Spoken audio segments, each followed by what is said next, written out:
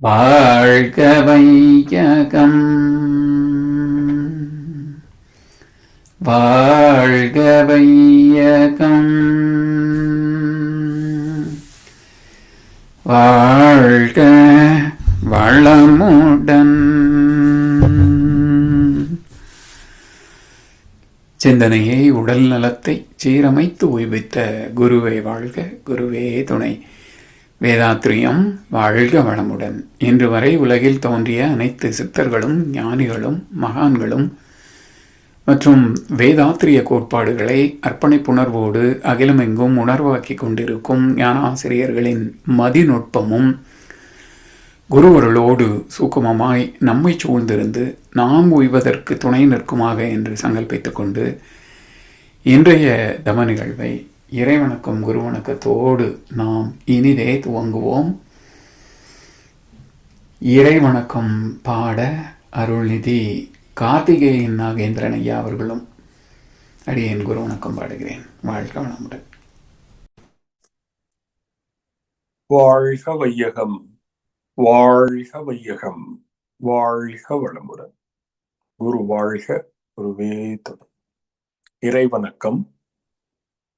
ஆதியெனும் பரம்பொருள் மெய் எழுச்சி பெற்று அணுவென்ற உயிராகி அணுக்கள் கூடி மோதி இணைந்து இயங்குகின்ற நிலைமைக்கேற்ப மூலகங்கள் பலவாகி அவை இணைந்து பேதித்த அண்ட கோடிகளாய் மற்றும் பிறப்பு இறப்பிடை உணர்தல் இயக்கமாகி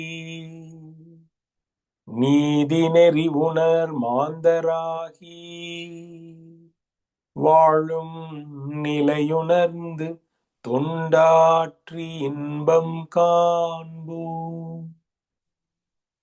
வாழ்க வளமுடன். வாழ்க வளமுடன். குரு வணக்கம்.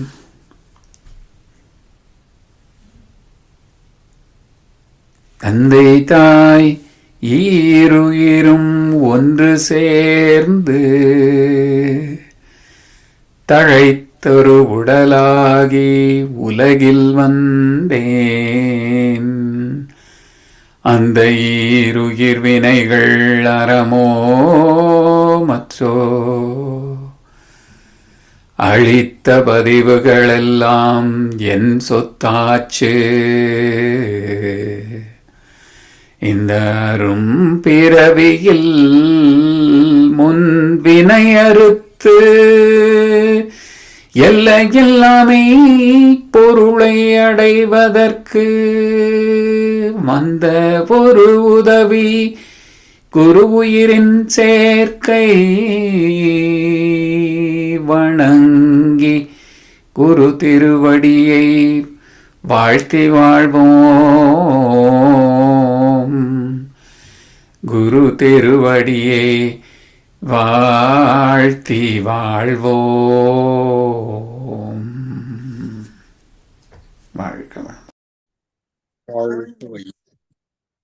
வாழ்க வையகம், வாழ்க வளமுடன். இன்றைய துரியாதீத தவத்தினை மிகச்சிறந்த முறையில் வழிநடத்தி தந்த நம் ஞானாசிரியர் அருள்நிதி சிவசங்கரி சிவபாலா அம்மா அவர்களை வாழ்த்துவோம். அருட்பேராற்றல் கருணையினால் அருள்நிதி சிவசங்கரி சிவபாலா அம்மா அவர்களும் அவர் தம் அன்பு குடும்பத்தினரும் உடல் நலம், நீலாயுள், நிறை செல்வம், உயர்ப்புகள், மெய்ஞானம் ஓங்கி வாழ்க வளமுடன். அம்மா அவர்களின் அருட்தொண்டு, ஆன்மீக தொண்டு வாழ்க வளமுடன், வாழ்க வளமுடன், வாழ்க வளமுடன். நன்றிங்கம்மா. வாழ்க வளமுடன். நன்றிகள் அம்மா, நன்றிகள் ஐயா. இன்று மார்கழி மாத துவக்கம். வழக்கம்போல் இன்று முதல் மாக்கோலமாய் விளைந்த மதிவிருந்து கவிகளில் இருந்து கவிகளை தேர்வு செய்து நாம் விளக்கம் பெறுவோம். இன்றைய கவி ஐயா, இதுக்கு அடுத்த கவிங்கய்யா, சொர்க்கம் நரகம் இருக்கக்கூடியது. அதுவும் மார்கழி திங்கள் பாடலும். அந்த இதுக்கு அடுத்த இமேஜ் போட்டிருப்பாங்க. ஆமாம், இன்றைக்கு இந்த சொர்க்கம் நரகம் என்ற தலைப்பில் உள்ள கவிக்கு மற்றும் திருப்பாவை பாடல் இரண்டுக்கும் விளக்கம் வழங்கிட இன்று பேராசிரியர் அருள்நிதி ராதா ரவிச்சந்திரன் அம்மா அவர்களை அன்போடு அழைத்தமைவோம். வாழ்க வளமுடன் அம்மா. இது நம்ம மன்றத்தில் அம்மா கலந்துரையாடல்களில் கலந்து கொண்டிருக்கிறார்கள். இதுவே முதன்முறையாக ஒரு கவிக்கு விளக்கம் வழங்குவதற்கான வாய்ப்பு அம்மாவுக்கு. வாழ்த்துக்கள் அம்மா. வாழ்க வளமுடன். வாழ்க வளமுடன் ஐயா. கோதை அம்மா இருக்காங்க, ஆர்எஸ்கே பாகியலட்சுமி அம்மா இருக்காங்க. அவங்க முன்னாடி நான் என்ன சொல்ல போறேன்? சிறந்த பேராசிரியர் இருக்காங்க. வாழ்க வளமுடன். மூத்த பேராசிரியர்கள் நம்மள மாதிரி அன்பர்களை ஊக்கம் கொடுத்து வளர்த்து விடுவதே அவர்களின் அவா. நான் கோதையம்மா கிட்ட நான் பேசிதான் உங்களுக்கான இன்றைய வாய்ப்பு. அம்மா, நான் இதில் நீங்கள் இந்த சொர்க்கம் நரகம் மகானோட கவிக்கு மாக்கோலமாய் விளைந்த மதி விருந்து கவிக்கு தாங்கள் விளக்கமளிக்க, மார்கழி பாடலுக்கு கோதையம்மா விளக்கமளிக்கட்டும். நன்றி. வாழ்க வளமுடன். வாழ்க வளமுடன். வாழ்க வையகம், வாழ்க வையகம், வாழ்க வளமுடன், வாழ்க வேதாத்திரியம். குருவே துணை, சிந்தனையே உடல் நலத்தை சீரமைத்து உய்வித்த குருவே வாழ்க. வாழ்க வளமுடன். அனைவருக்கும் இனிமையான மாலை வணக்கங்கள். இன்று நாம் பார்க்கக்கூடிய இந்த பாடல் மாக்கோலமாய் விளைந்த மதி விருந்து என்ற பாடல் தொகுப்பிலிருந்து சொர்க்கம் நரகம் என்று மகரிஷி தந்திருக்கக்கூடிய ஒரு அற்புதமான பாடல். உருவம் வரைக்கும் குறுகி நின்ற உணர்ச்சி நிலையே நர அகமாம். உருவம் வரைக்கும் குறுகி நின்ற உணர்ச்சி நிலையே நர அகமாம். அருவமென்னும் பேரண்டம் அறிந்த நிலையே சுவர் அகமாம். அருவமென்னும் பேரண்டம் அறிந்த நிலையே சுவர் அகமாம். பெருமையுள விண் என்ற அணு அறிந்தோன் விண்ணவனாம். பெருமையுள்ள விண் என்ற அணுவறிந்தோம் விண்ணவனாம். ஆராய்ந்து விண் கடந்து வான் அறிந்த விவேகியே வானவனாம். இது மகரிஷியினுடைய பாடல். பெரும்பாலும் மதங்களுடைய நோக்கம், பொதுவான நோக்கம் இறையுணர்வும் அறநெறியும். மக்களை நல்வழிப்படுத்துவதற்காக அறநெறியை போதித்தது எல்லா மதங்களும். அறநெறி என்பது எந்த ஒரு உயிருக்கும் துன்பம் விளைவிக்காமலும் எப்பொழுதும் எல்லா உயிர்களோடும் ஒத்தும் உதவியும் வாழக்கூடிய ஒரு வாழ்வு. இதுதான் அறவாழ்வு. சோ இதுக்கு மக்களை கொண்டு வரணும் அப்படின்னா அதற்காக அச்சம் ஊட்டியும் ஆசை காட்டியும் மக்களை நல்வழிப்படுத்துவதற்காகத்தான் நரகம் ஸ்வர்க்கம் என்ற ஒரு 2 வழிகளை முன்னோர்கள் ஏற்படுத்தி வைத்திருந்தார்கள்.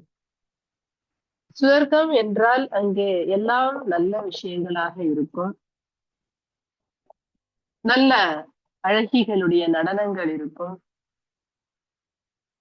சோமபானங்கள் இருக்கும், எப்பொழுதும் இன்பமே திளைத்து இருக்கக்கூடிய ஒரு அற்புதமான இடம், மிகவும் சுந்தரலோகபுரியாக இருக்கும். இப்படி எல்லாம் ஆசை காட்டி நல்லது செய்தால் சொர்க்கத்தில் செல்லலாம், அதுக்கப்புறம் பல காலங்கள் இன்பமாக வாழலாம் என்ற ஒரு நோக்கத்தோடு ஏற்படுத்தப்பட்ட ஒரு நிலை, ஒரு கான்செப்ட் தான் இந்த சொர்க்கம் எனப்படுவது. அதே போல அச்சமூட்டுதல், தவறு செய்தால், நல்லது செய்தால் சொர்க்கத்தில் இருக்கலாம், தவறுகள் செய்தால் அதற்கான விளைவு, அதற்கு பலவிதமான தண்டனைகள். அப்ப நரகம் என்று சொன்னால் அங்கே நம்மால் நினைத்து கூட பார்க்க முடியாத அளவுக்கு துன்பம் தரக்கூடிய தண்டனைகளாக இருக்கும் என்று அச்சமூட்டி அதை நரகம் என்று கற்பித்தார். இப்போ இன்றைய காலகட்டத்துல விஞ்ஞானங்கள் வளர்ந்த பிறகு சொர்க்கம் என்பதையும் நரகம் என்பதையும் நாம் ஒத்துக்கொள்ள தயாராக இல்லை. அப்ப மக்களை எப்படி நல்வழிப்படுத்துவது என்று பார்க்கும்போது, அதனால இன்றைக்கு யாரும் சொர்க்கத்துக்கு ஆசைப்பட்டு நல்லதை செய்வதில்லை, நரகத்துக்கு பயப்பட்டு துன்பம் செய்யாமல் இருப்பதும் இல்லை. அப்ப எப்படி நல்வழிப்படுத்துவதுங்கும்போது அங்கே ஒரு விளக்கம் தேவைப்படுகிறது.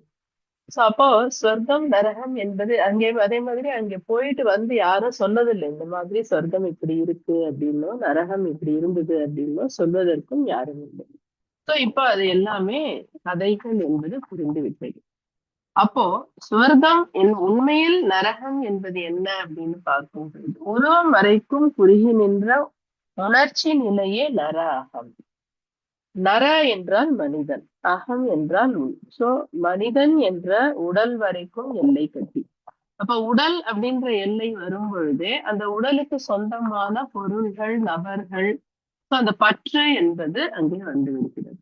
அப்போ உடல் அளவில் குறுகி நின்று, இதுக்கு மகிழ்ச்சி இன்னொரு ஒரு பாடலும் கொடுக்குறாங்க ஞானமும் வாழ்வும். நர அகத்தே நினைவதனை குறுக்கி கொண்டு நான் எனது எனும் மயக்கால் ஏற்ற துன்பம் அப்படின்னு சொல்றாங்க. அப்ப எப்பொழுது ஒரு மனிதன் தான் தனது என்ற ஒரு எல்லை கோட்டுக்குள்ளே தன்னுடைய எண்ணங்களை குறுக்கி கொண்டு மயக்கத்தில் இருக்கிறானோ அப்பொழுது அவன் துன்பங்களை சந்திக்கிறான். இந்த துன்பங்கள் தான் அவனுக்கு நரகமாக விளைகிறது. அப்போ அந்த தான் என்ற அந்த எல்லையிலிருந்து கடந்து அருவம் என்னும் பேரண்டம். அருவம் என்றால் என்ன? ஒன்றும் இல்லாத நிலை. உருவத்தை கழித்து விட்டால் அருவம் மீதி. அப்போ நாம் காணக்கூடிய எல்லா உருவங்களையும் கழித்து கொண்டே வந்தோம் என்றால் மீதம் இருப்பது அருவம். அதுவே மெய்ப்பொருள். சோ அருவம் எப்படி இருக்கிறது? எல்லா இடங்களிலும் இந்த பிரபஞ்சம் முழுவதும் நிறைந்து இருக்கிறது. அதை அறிந்த நிலையே, அப்ப இறையை அறிந்த நிலையே. இறை எவ்வாறு இருக்கிறது? இறைந்து இருக்கிறது, எங்கும் இறைந்து இருக்கிறது, எல்லாவற்றிலும் செயல் விளைவாக இருக்கிறது, எல்லாவற்றையும் உருவாக்கி காத்து அழித்து மீண்டும் தனக்குள்ளேயே அதை இணைத்துக் கொள்கிறது. இந்த இறையை நிறைந்த, அப்ப இந்த இறை எங்கும் இருக்கிறது என்றால் எனக்குள்ளும் இருக்கிறது. அப்ப சுவர் என்றால் ஆன்மா, ஆன்மாவாக என்னுடைய அகம் இருக்கிறது. இப்ப இறையினுடைய இருப்பிடமாக என்னுடைய அகம் இருக்கிறது அப்படின்னு நினைக்கும் பொழுது, அப்ப என்னுடைய எண்ணம், சொல், செயல்கள் எப்படி இருக்கும் அப்படின்னாக்க அந்த எல்லை கடந்து நாம் காணக்கூடிய எல்லா பொருட்களையும் இறைவனாகவே பார்க்கக்கூடிய ஒரு தன்மை. அப்போ இயல்பாகவே எந்த ஒரு உயிருக்கும் துன்பம் விளைவிக்காத ஒரு மனநிலை, அந்த எண்ணம், சொல், செயல்கள் தானாக ஏற்படக்கூடிய தன்மை. அப்ப நமக்கு எப்படி துன்பம் வரும்? இன்பம் தான் வரும். அப்படி இருக்கிறதுனால அந்த சுவர் அகம் என்ற ஒரு நிலை எல்லை கடந்து அகண்டம் வரைக்கும் மனம் விரிவடைகிற பொழுது, எல்லாவற்றையும் இறையாக காணுகிற போது ஏற்படக்கூடிய ஒரு மனோநிலை சுவர் அகம். அப்ப அந்த சுவர் அகத்துல நமக்கு எந்த விதமான துன்பமும் செய்வதற்கான வாய்ப்பு இல்லை. துன்பம் செய்யலை அப்படின்னா நமக்கு விளைவுகளும் துன்பமாக வரக்கூடிய வாய்ப்பு இல்லை. அப்ப இன்பம் மட்டுமே மிச்சம். அந்த பாடல்ல மகிழ்ச்சி சொல்றாங்க, சிற அகத்தே சிந்தனையை செலுத்தி சத்த சித்து அனந்த நிலையறிந்து ஒழிந்தோம். பர அகத்தை நினைவதனை ஒன்று செய்யும் பழக்கத்தால் வானவரும் ஆகிவிட்டோம். இதே பாடலுக்கு அங்கேயும் மகர்ஷி ஒரு வானவர் அப்படின்ற ஒரு வார்த்தையை யூஸ் பண்ணிருக்காங்க. இங்க வானவர் என்றால் என்ன சொல்றாங்கன்னா, விண் கடந்த வானறிந்த விவேகி. எப்படி நர அகத்துக்கு உடல் வளைக்கும் அந்த குறுகிய எல்லைக்குட்பட்ட ஒரு எண்ணம்னு சொல்றாங்க, அந்த மாதிரி எல்லாவற்றையும் பகுத்து கொண்டே வந்து கடைசி நிலையாக இருக்கக்கூடிய விண் வரைக்கும் நம்முடைய அந்த அணு எவ்வாறு தோன்றியது, அணுவினுடைய பகுப்பு என்ன அப்படின்னு பார்க்கும் பொழுது அவனை, அந்த ஆராய்ச்சி உள்ளவர்களை விண்ணவர் என்று கூறுகிறோம். அதே விரிந்து சென்று விண் கடந்து வான் அறிந்த, அந்த வெளி என்பது எவ்வாறு இருக்கிறது, அதனுடைய தன்மைகள் என்ன என்று அறிந்த பிறகு அந்த விவேகி அப்படின்றால் அறிவறிந்த நிலை. அறிந்தது சிவம், வளர்ந்தது அன்பு. அப்ப அறிவறிந்த நிலையில் அவர்களை வானவர் என்கிறோம். இங்க இந்த பாடல் என்ன சொல்றாங்க? பர அகத்தே, அந்த பரம்பொருள், பரம் என்ற ஒரு நிலையில், பேரறிவில், விரிந்த பேரண்டத்தில் நினைவதனை ஒன்று செய்யும். சுத்த வெளியில் நாம போய் நம்முடைய நினைவை ஒன்று செய்யும் பொழுது இறைநிலையோடு எண்ணத்தை கலக்கவிட்டு ஏற்படுவோர் அமைதியில் விழிப்பாய் நிற்க நிறைநிலையே நானாக உணர்வதாக. அப்ப அங்கே பழக்கத்தால் அந்த மாதிரி நம்ம ஒன்றி ஒன்றி பழக அப்ப நாமும் வானவர் ஆகிவிட்டோம். கர அகத்தை, நம்முடைய கருவை தூய்மை செய்யும் கனல் விளைக்கும் கருதவற்றை தகுதியுள்ளவருக்கு அறிவிக்கின்றோம் அப்படின்னு சொல்றாங்க இந்த பாடல். அப்போ ஸ்வர்க்கம் என்பதும் நரகம் என்பதும் நாம் இறந்த பிறகு போய் சேர வேண்டிய ஒரு இடம் அல்ல. நான் எனது என்ற ஒரு எல்லை கட்டி கொண்டு என்னுடைய உடல் அளவில் என்னுடைய எண்ணங்கள் இருக்கும் பொழுது அங்கே பற்று காரணமாக அளவு முறை மீறி அனுபவிக்கிறோம்.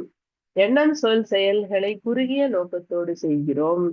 அதனால் நமக்கு துன்பங்கள் ஏற்படுகிறது. இன்பத்தின் அளவு முறை மீறும் பொழுது ஏற்படும் ஓர் பொருத்தமில்லா உணர்ச்சியேதான் இன்பத்தின் மறுபெயராம் துன்பம்.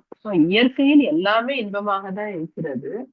அந்த அளவு முறை மீறும் பொழுது அதே இன்பம் துன்பமாக மாற்றம் பெறுகிறது. அப்ப இன்பத்தை அனுபவிப்பதும் மனிதன்தான், துன்பத்தை அனுபவிப்பதும் மனிதன்தான். இன்பத்தை அனுபவிக்கும் பொழுது சொர்க்கமாக உணர்கிறான்.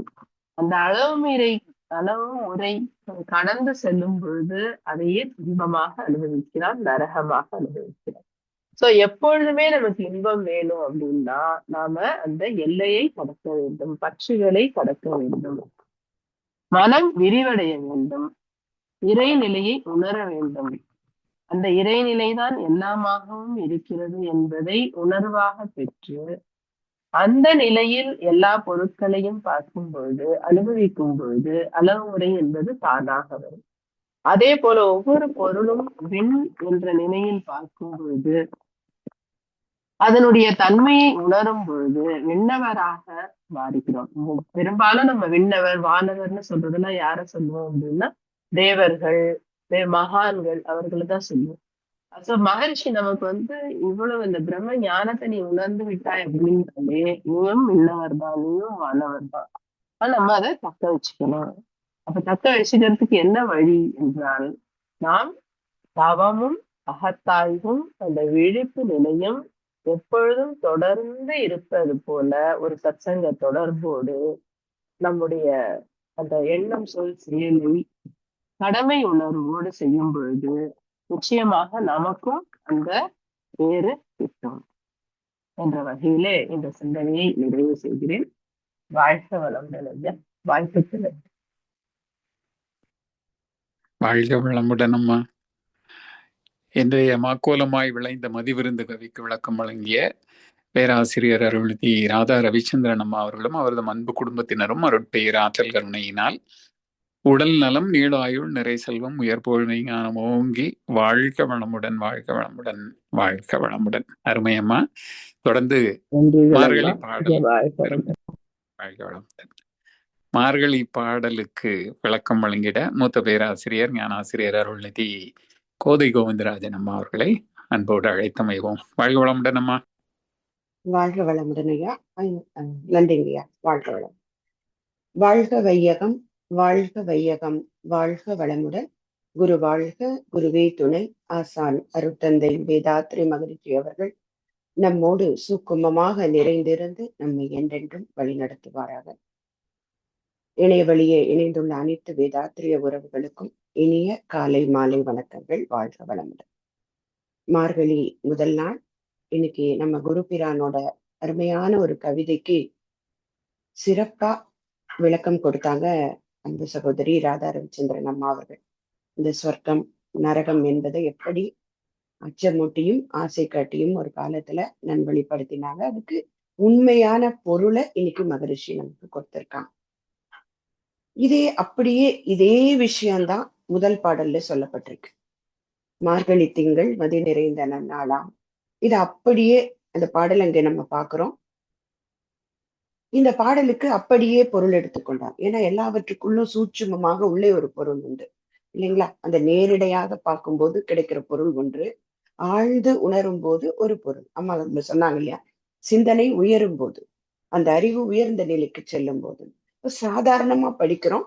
இதற்கான பொருள் எப்படி? ஆயர்பாடியில வாழக்கூடிய கோபியரை அழைத்து, இது நல்ல நாள், இந்த புனிதமான நாள்ல நாம அந்த பரமாத்மா அவருடைய அதாவது குண விசேஷங்கள், அவர் எப்படிப்பட்டவர், அந்த நந்தகோபனுக்கும் அந்த யசோதைக்கும் பிறந்த மகன், நம்மிடையே நடமாடிய தெய்வம், அவரை நம்ம இணைவோம். அதற்கு நீங்க வாங்க, எல்லாரும் விரதம் இருக்கலாம் அப்படின்னு அதுல ஒரு ஒரு ஒரு சில இந்த பெண்களை அதை கூப்பிடும் போது, நீராட போதுவீர் போதுமினோ நேர் இளையீர். அந்த நேர் இளையீர்ங்கிறதுல மகரிஷி பெண்களுக்கான பெருமையை அதுல இருந்து அழகா சொல்லுவாங்க இல்லையா? சோ இரண்டையும் இணைக்கக்கூடியது, ஊடு பாவு ரெண்டையும் இணைக்கக்கூடிய நேர் இலை, அது இணைஞ்சது மாதிரி பெண்ணை அவ்வளவு முக்கியத்துவப்படுத்தி, சோ இதுல அத மாதிரி நீராட வாருங்கள், எல்லாரும் விரதம் இருக்கலாம் அப்படின்னு சொல்லி முதல்ல சொல்றாங்க. அப்படிதான் அந்த பெண்மணி கூப்பிட்டதாக நாம நேரடியான பொருள் எடுத்துக்கிறோம். இப்போ அம்மா சொன்ன அதே கவியோட விளக்கம் தான் இங்கேயும் இருக்கு. இதற்கு தத்துவார்த்தமாக விளக்கம் பார்க்கும்போது பார்த்தோம்னா, இதுல இந்த மார்கழி மாதம் என்பது ஒரு புனிதமான மாதம். இதை எப்படி குறிப்பிடுறாங்கன்னா, உடல் உறங்கும் நேரம் ஆன்மா விழிக்கும் நேரமா. இத விஞ்ஞானத்திலையும் சொல்றாங்க. இந்த மாதம் அந்த திசை மாற்றம் ஏற்படுகின்ற மாதம் சூரியனுடைய பாதையில. அப்ப அதனால் ஏற்படக்கூடிய மாற்றம், எப்படி நமக்கு கண்ணாடி பயிற்சிக்கு காலையில சொல்றாங்க மகரிஷி, அதே காலையில எப்படி அந்த காந்த களம் அதிகமாக இருக்குமோ, அது போல இந்த மார்கழி 30 நாளும் அந்த காந்த களம் நல்லா பூமிக்கு பக்கத்துல இருக்கும். அப்ப என்ன பண்ணாங்க, பெண்கள் எல்லாம் வெளியில கோலம் போட்டு அந்த ஆற்றலை வாங்கிட்டாங்க. ஆண்களை எல்லாம் பஜனை செய்து பக்தி பாடி பண்ணினாங்க. இது அந்த ஒரு பக்தி யோகத்துல குறிப்பிட்டப்பட்டது. இந்த தத்துவார்த்தமான ஒரு பொருளை பார்க்கும்போது, இது அறிவில் முழுமை நிறைந்த காலமா. அப்ப மனம் தெளிந்து அந்த அகந்தை எல்லாம் மாறி வேண்டாத குணங்கள் எல்லாம் மாற்றிக்கொள்ளக்கூடிய காலம். மாற்றிக்கணுங்கிற எண்ணம் எப்ப வரும் அப்படின்னு சொல்றாங்க, ஞானம் முழுமடைந்த காலத்துலதான் இறை உணர்வு உதிக்கும். அதுக்குன்னு ஒரு பிளேஸ், அந்த இடத்துக்கு போயிடுறோம் இல்லைங்களா? சுவர் அகம் அப்படிங்கிறது என்ன? உள்ளுக்குள்ளே இறைவனே நானாக இருக்கிறேங்கிறத உணர்ந்துட்டா எல்லாரையும் பார்க்கலாம், எல்லாரையும் அந்த இறைவனாக பார்க்கலாம். அதுதான் இந்த அம்மாவும் அழகா குறிப்பிடுறாங்க. இங்கே நீராடல் என்பது உடல் சுத்தி அல்ல அப்படிங்கிறாங்க. ஏன்னா நீர் என்பது ஒரு சத்தியம், அது இறைநிலையிலிருந்து வந்த ஒரு வெளிப்பாடு. இங்கே உடல் நீராட்டம் அல்ல, மன நீராடல் அப்படிங்கிறாங்க. அகசுத்திக்கான நேரம். அகந்தை, ஆசை, கோபம், வெறுப்பு இதெல்லாம் கழுவி களையக்கூடிய அகசுத்திக்கான ஒரு செல்ஃப் பியூரிபிகேஷன், சுய சுத்தி செய்யறதுக்கு வாங்க. அதை யாரை பார்த்து கூப்பிடுறாங்க? ஆய்ப்பாடி அப்படின்னு சொல்லும் போது இந்த இடத்துல ஆய்ப்பாடி என்பதை உலக வாழ்க்கையாக குறிப்பிடலாம். இந்த உலகத்துல வாழக்கூடிய எல்லாரும் இந்த ஆய்ப்பாடி என்பது ஆடி பாடி இருக்கக்கூடியதெல்லாம் அனுபவிச்சு வாழக்கூடிய ஒரு இடம். அது இந்த உலகம். மகரிஷி சொன்னாங்க இல்லையா, வினைப்பதிவாம் சுமையை விடுத்து தூய்மை பெறதான் வந்தேன், ஆனா இங்கே நிலம் மீது விழுந்த பின்னே இங்க இருந்த அனுபவத்துல என்னை மறந்தேன், எந்த வினை மறந்தேன். அந்த மாதிரி இங்க வந்த டிராவல்ல நம்ம வந்த நோக்கத்தை மறந்துட்டோம். அப்ப இந்த ஆய்ப்பாடியில் இருக்கக்கூடிய அன்பர்களே, கோபியர்களேன்னு யார? எல்லா ஜீவாத்மாவையும் பார்த்து கூப்பிடுறாங்க. உங்ககிட்ட எவ்வளவு செல்வம் இருந்தாலும் பரவாயில்ல, ஆனால் அந்த செல்வத்தினால் எந்த பயனும் இல்லை, அந்த பரமாத்மாவோடு இணைந்தால்தான் பூரணம். அப்ப உலக செல்வம் ஆன்மீக நிறைவே கொடுக்காது. அப்ப அந்த பரமாத்மாவை பற்றி, அவர் மனித வடிவில் தோன்றிய தெய்வம், எல்லாரும் இன்னைக்கு தெய்வம் தான் மகரிஷி சொன்னாங்க. அப்ப எல்லாவற்றையும் தன்னுள் கொண்டவன், கார்மேனி, செங்கண் கருணை பார்வை உடையவன், சந்திரமுகம் அகந்தையை குளிர்ச்சியூட்டும் ஞான ஒளி. இதெல்லாம் இறைநிலையுடைய தன்மை தானங்க. அன்பும் கருணையும் பேராற்றல் பேரறிவு வற்றா இருப்பு அத்தனையும் இருப்பாங்க. இருளாக மௌனமாக இச்சையின்றி தேவையின்றி அன்பும் கருணையுமாக இருக்கக்கூடியவன் தானே இறைநிலை. அதுதான் இதுல சொல்றாங்க. அப்போ அந்த பரமாத்மாவை எளிமையா மனிதனிடம் அடைந்து விட முடியும். ஏன்னா அவன் தான் நமக்கு ஆனந்தத்தை கொடுக்க முடியும். நாராயணனே நமக்கே பறை தருவான். இந்த இடத்துல பரமாத்மாவாக அந்த இறைநிலையாக சொல்றாங்க. பறை அப்படின்னா அதுக்கு பல பொருள் இருக்கு. ஒன்று முக்தி, இன்னொன்னு ஆனந்த நிலை, இன்னொன்னு இறைவனோடு ஐக்கியம். இப்ப அம்மா என்ன சொன்னாங்க? வானவரும் ஆகிட்டோம், பரவகத்தே நினைவதனை ஒன்றச் செய்யும் பழக்கத்தால் வானவரும் ஆகிவிட்டோம்னு ஒரு பாடல் சொன்னாங்க. அப்ப இங்கேயும் இந்த மதிவிருந்து பாடலையும் குறிப்பிடுறாங்க, விவேகியே வானவனாம். இங்க அம்மாவும் அதையே தான் சொல்றாங்க. அவன் தான் நமக்கு அந்த எண்ணத்தை கொடுக்கணும். அந்த அவனோடு இணைவதற்கு வாங்க எல்லாரும். இது என்னது? பாரோர் புகழ படிந்தேலோர் எம்பார்வாய். இது மற்றவருக்களான புகழுக்காக செய்யக்கூடிய சாதனை அல்ல. இது தனிப்பட்ட சாதனை இல்ல, உலக நலனுக்காக செய்யக்கூடிய சாதனை. பாரோர் புகழ படிந்தேலோர் எம்பாவாய்ன்னு சொல்லி எல்லாரையும் கூப்பிடுறாங்க. உலக சாந்தி பெறுவதற்கு நம்ம எல்லாரும் இணைஞ்சு இறைவனோடு இணைவோம். அப்ப இது ரெண்டுலயும் ஏதாவது ஒரு வித்தியாசம் இருக்கா பாருங்களேன். மகான்கள் எல்லாமே காலத்து தாண்டி பிறந்திருந்தாலும் எல்லாருடைய கருத்தும் ஒன்றுதான் என்று மகரிஷி ஒரு பாடல் சொல்லுவாங்க இல்லைங்களா? அதுல ஆண்டாளையும் சேர்த்துக்கலாம். புத்தர் என்ற பெரியாரும், இயேசுநாதர், பொதுநோக்கில் கவிப்பன இந்த திருவள்ளுவர், உத்தமராம் நபிகள் எனும் உயர்ந்த ஞானி, உண்மைக்கே உயிரளித்த சாக்ரட்டிஸ், அதோட பாரதியாரும் ஆண்டாளும். இவங்க எல்லாருமே நித்தியமாம் நிலையறிந்த ஞானியர்கள். நில உலக மக்களுக்கு எடுத்து சொன்ன அத்தனையும் இணைத்து ஒரு தொகுப்பாய் செய்தால் அனைத்தும் இணைந்து ஒரு கருத்தாய் அமைய காண்போம்னு நம்முடைய குருபாரனுடைய வாக்கு இன்னைக்கு இதுல ஊர்ஜிதமாகிறது. அது அருமையாக இந்த முதல் நாள் பாடலையே ஒரு ரெண்டுக்கும் இருக்கக்கூடிய ஒற்றுமை அருமையாக இருக்கிறது. சோ இதற்கு அருமையாக மகரிஷி வேதாத்திரிய விளக்கம் கொடுத்த ராதாமா அவர்களுக்கு நன்றி. இந்த வாய்ப்பை நல்கிய சிகாகோ அறக்கட்டளை சார்ந்த அன்புள்ளங்களுக்கும் நன்றி பாராட்டி அமைகிறேன். நன்றி. வாழ்க வளம். அருமையம்மா, வாழ்க வளமுடன். சிறப்பாக மார்கழி பாடலுக்கு வேதாத்திரியத்தை இணைத்து சிறப்பாக விளக்கம் வழங்கிய மூத்த பேராசிரியர் ஞானாசிரியர் அருள்தி கோதை கோவிந்தராஜன் அம்மா அவர்களும் அவரது அன்பு குடும்பத்தினரும் அருட்பெயர் ஆற்றல் கருணையினால் உடல் நலம், நீள ஆயுள், நிறை செல்வம், உயர் புகழ், மெய்ஞானம் ஓங்கி வாழ்க வளமுடன், வாழ்க வளமுடன், வாழ்க வளமுடன். நன்றிகள் அம்மா. பாடல்கள் பாடி நிறைவு செய்யும் தருணம். வேதாத்திரிய பாடல் பிரம்மஞான கவி உலக நல வாழ்த்து பாடல்கள் பாட அன்பர்களை அன்போடு அழைத்தமைகிறோம். வாழ்க வளமுடன். ஐயா வாழ்க வளமுடன். நான் பாடலுக்காக இல்ல, இன்னைக்கு சிக்காகோ மனவளக்கலையில அம்மா 2 பேர் ரொம்ப அருமையான சொன்னாங்க. ஆனா அந்த ஆண்டாளுக்கும் ஸ்ரீவில்லிபுத்தூர் கோபுரத்துக்கும் கோதையம்மாவுக்கும் சம்பந்தம் இருக்கு. இன்னைக்கு ஃபர்ஸ்ட் டே அவங்க பேசினோட எனக்கு கண்ணெல்லாம் கலங்கிருச்சு. அவங்க அடிக்கடி சொல்லுவாங்க ஜூம்ல. ஏன்னா அவருக்கு முன்னோர்கள் அந்த கோபுரத்தோட வேலை செஞ்சவங்க. அது எப்படியோ சொல்லுவாங்க, எனக்கு நல்லா தெரியல. அந்த கோதையம்மாவுக்கும் அந்த ஆண்டாளுக்கும் அந்த கோபுரத்துக்கு ரொம்ப சம்பந்தம் இருக்கு. அவங்க கோதை ஆண்டாள் தானே, கோதை என்பது ஆண்டாளோட பெயர் தானே. பேர் அதனாலதான்மா ஐயா. அதனால உரை இன்னைக்கு சிக்காகோல எனக்கு ஃபர்ஸ்ட் டே வந்தது. ரொம்ப மகிழ்ச்சியா ஆனந்தமா சிக்காகோ மனவளக்கலைக்கும் நன்றி சொல்லி கோதையம்மாவுக்கும் அந்த அம்மா அவங்களுக்கு ரொம்ப நன்றி. வாழ்க வளமுடன். கோதையம்மாவுக்கு தெரியும் அந்த அந்த அதை விட அவங்களுக்கு அந்த கோபுரத்துக்கும் முன்னோர்களுக்கும் சம்பந்தம் இருக்கு. அது அவங்க வாழ்க வளமுடன் அதை சொல்லணும்னு ஆசை. எல்லாம் அனைத்தும் குரு அருள்மா. நன்றி.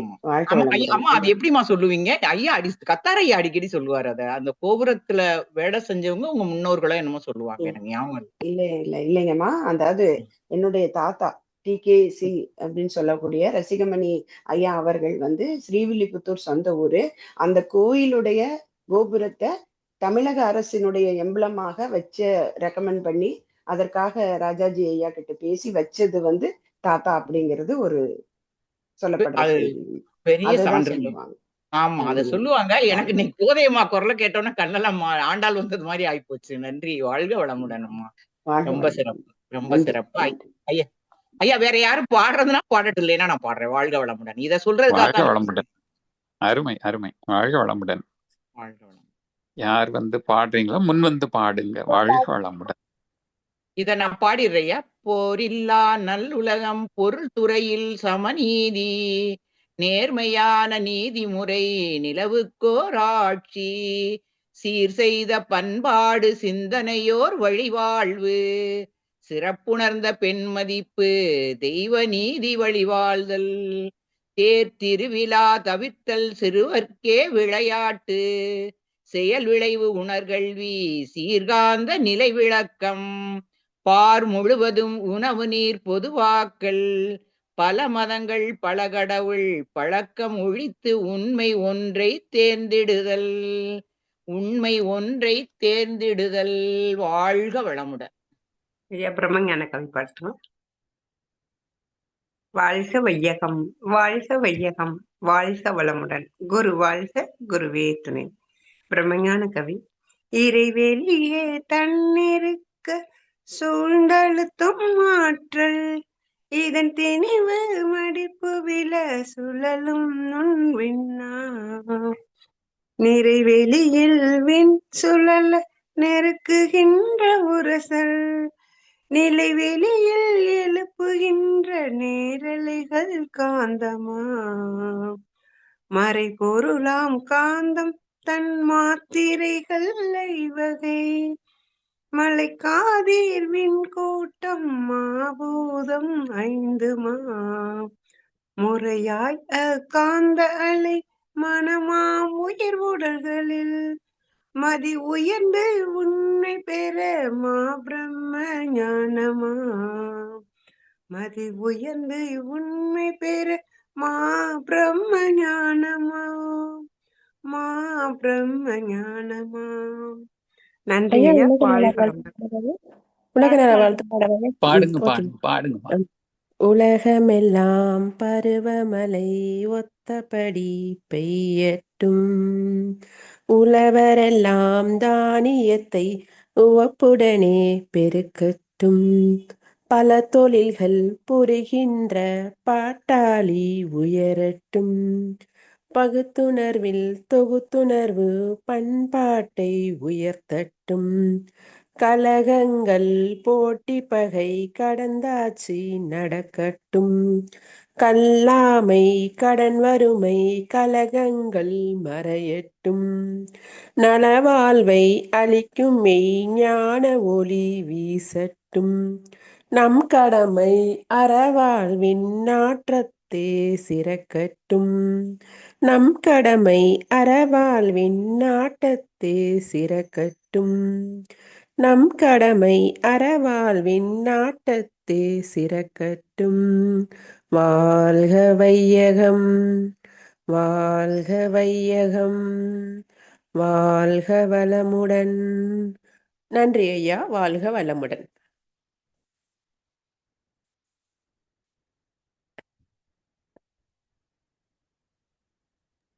நன்றி ஐயா. வாழ்க வாழ்க வளமுடன். வளமுடன், வாழ்க வளமுடன். இன்றைய தவத்திலே கலந்து கொண்ட அன்பர்கள், தவத்தை வழி நடத்தியோர், நற்சிந்தனைகள் வழங்கியோர், பாடல்கள் பாடியோர் அனைவரும் வாழ்க வளமுடன்.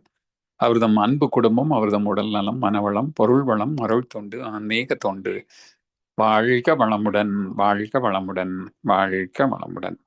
இத்துடன் இன்றைய காலை தவம் நிகழ்வு மகிழ்வோடும் நிகழ்வோடும் இனிதே நிறைவுறுகின்றது. இறையருளும் குருவருளும் நம் அனைவரையும் எப்போதும் சூழ்ந்திருந்து இந்த இறைநிலை உணர் பயணத்திலே நம்மை சிறந்த முறையிலே வழி நடத்தட்டும் என அனைவரையும் வாழ்த்தி வணங்கி நன்றி கூறி அமைகிறோம். வாழ்க வையகம், வாழ்க வையகம், வாழ்க வளமுடன். வாழ்க வளம்.